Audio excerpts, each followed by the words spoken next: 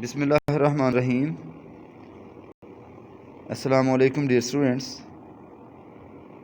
Our today's topic is difficulties faced by Hazrat Abu Bakr Raziyallahu Ta'ala an.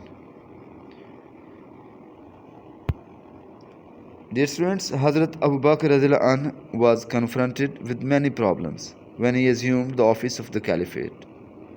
The newly established Muslim state faced many serious challenges. For example, some people refused to pay zakat, and some tribes apostated, means they left their belief in Islam, and some other problems were also there.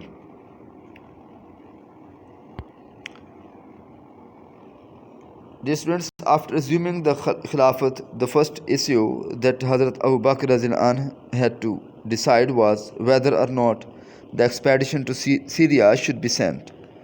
The Holy Prophet Muhammad sallallahu alaihi wasallam had directed to send this expedition under the command of Usama.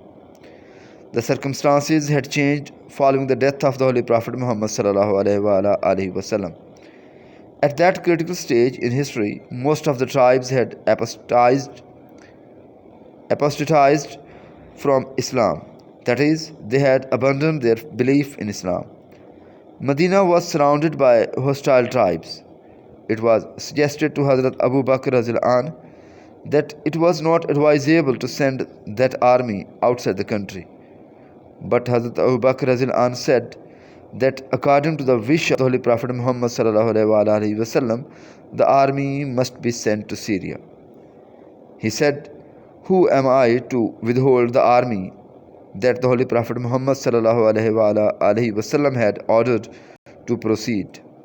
Come what may, let Medina stand or fall, the Khilafat live or perish. The command of the Holy Prophet sallallahu alaihi wasallam shall be carried out." So Abu Bakr Razil An then directed the army to depart on its mission. He bade farewell to the army and addressed them in the following terms: "Do not kill children, women, or old men. Do not cut down any trees wherein there is food for men and beasts. Do not molest the monks in the churches." Dear students, towards the close of June 632 AD, the army of Usama left. After 10 days' march, the Muslim army attacked the border tribes. The Byzantine forces avoided this confrontation as they were no match for the Muslims. They were defeated and they offered allegiance to the authorities at Medina. The expedition proved to be a great success. It secured the safety of the frontiers with the Byzantines and averted the threat of any attack from them. It made the hostile tribes realize that the Muslims were strong enough to meet any emergencies. Victorious, Usama's army returned to Medina.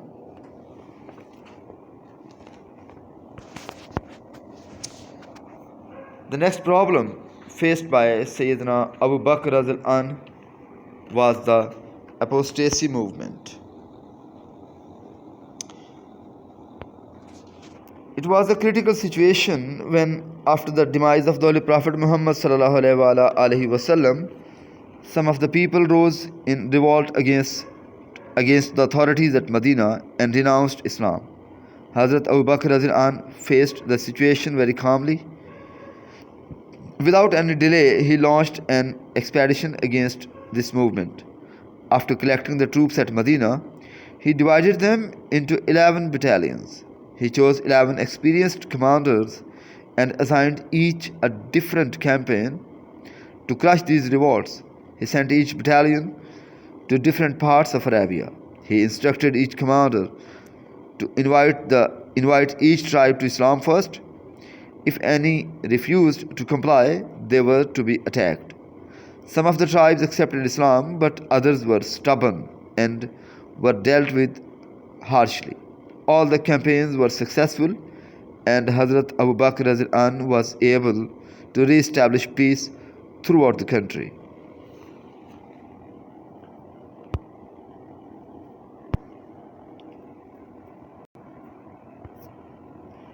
Another serious problem faced by Sayyidina Abu Bakr Radhiyallahu anhu as the first Caliph of Islam was the refusal to pay zakat. There were many tribes like Ghatafan, Murrah, and Asad that accepted Islam after the conquest of Mecca and refused to pay zakat after the demise of the Holy Prophet Muhammad sallallahu alaihi wasallam, as they claimed that their allegiance was with the Holy Prophet sallallahu alaihi wasallam only. They were further instigated by the false prophet Tulaiha. So Hazrat Abu Bakr Radhiyallahu anhu was very strict on this point too. He argued that zakat, being a fundamental injunction of Islam, had to be paid. So when he rejected the demands of these tribes to exempt them from paying zakat, they decided to forego Islam. One night in 632 AD, as the tribal forces advanced to attack the Muslims, an army led by Hazrat Abu Bakr Radhiyallahu anhu took them by surprise. Many tribesmen were killed. The rest fled in confusion. After this significant victory of Hazrat Abu Bakr Radhiyallahu anhu, many tribes sent their delegates to Medina and offered allegiance and started paying zakat again.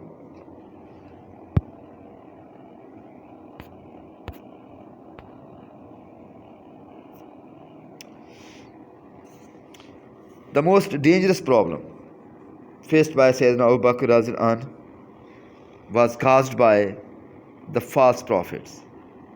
In the last days of the Holy Prophet ﷺ's life, some opportunists and misguided people arose and claimed to be prophets. They were greedy people actually, who wanted to acquire the respect and dignity which they had witnessed in the time of the Holy Prophet Muhammad ﷺ for him. When Hazrat Abu Bakr Radhiyallahu anhu was elected as the Caliph, these people started preaching openly to achieve their worldly gains. These dummy prophets claimed themselves to be prophets and gathered a large number of people around themselves. Among these were Aswad Ansi, Tulaiha, Sajah, and Musalama. Sajah was a woman. Who was Aswad Ansi? Actually, he was the leader of the Ans tribe in Yemen. His real name was Abhala bin Ka'b. His dark complexion earned him the title of Al-Aswad. Aswad means the black, and he was also known as the veiled leader of his people, as he covered his face to create a mystery about his own personality and life. In the later years of the Prophet Muhammad ﷺ's life, Al-Aswad claimed to have received divine guidance and inspiration, and he used tricks to convince the people of his so-called miracles. After collecting a large army, he rose in open opposition to Islam and invaded Najran and most of Yemen. An expedition was organized, led by Firoz al-Dalami, a Persian Muslim, who succeeded in killing Al-Aswad.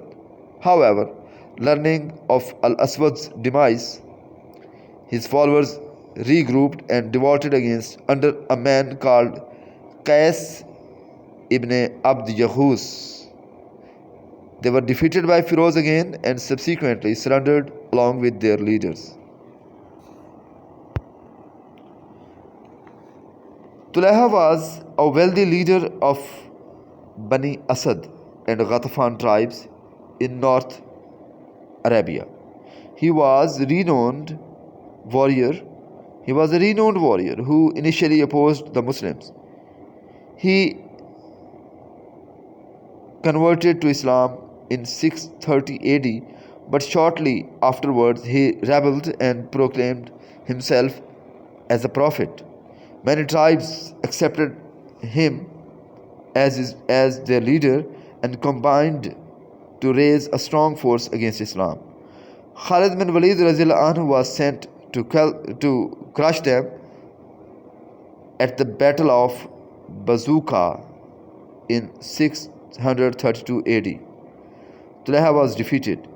Many tribes supporting him surrendered, but Tulayha escaped to Syria.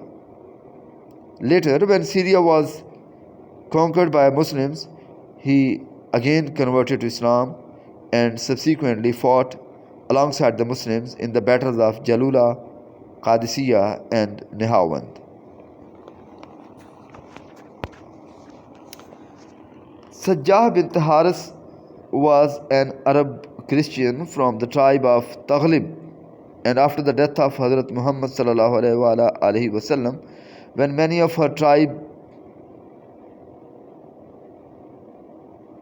people of her tribe accepted Islam, she declared herself as a prophet.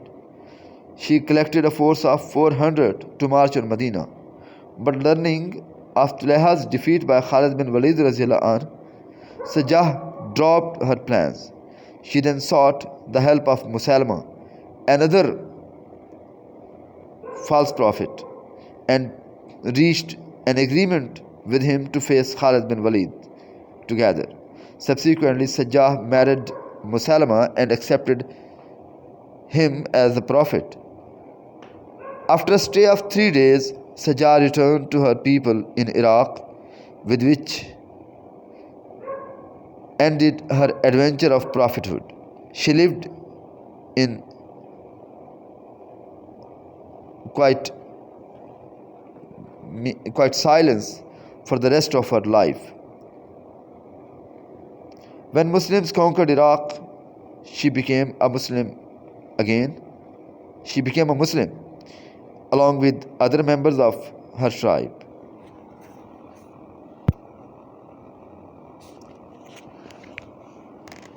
The most cunning of all these fake prophets, Musalma Kazzab, was the most dangerous of all these people. Musalma's full name was Musalma bin Habib. He belonged to the large and influential tribe of Banu Hanifa in Yemen. Musalma was a wealthy and powerful and influential person who used his influence to misguide people and declared him as a prophet during the lifetime of Prophet Muhammad sallallahu alaihi wasallam. He even wrote a letter to the Holy Prophet Muhammad sallallahu alaihi wasallam about his claim of prophethood. So the Holy Prophet sallallahu alaihi wasallam called him and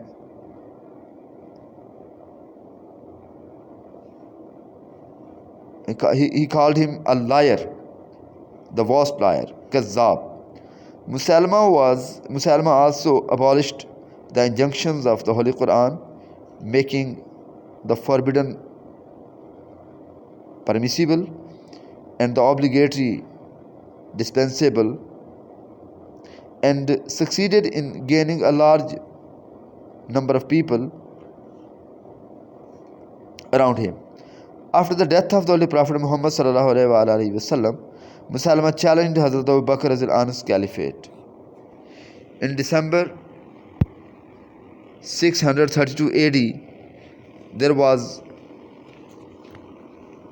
a fierce battle between Muslims and the forces of Musalma Kazzab.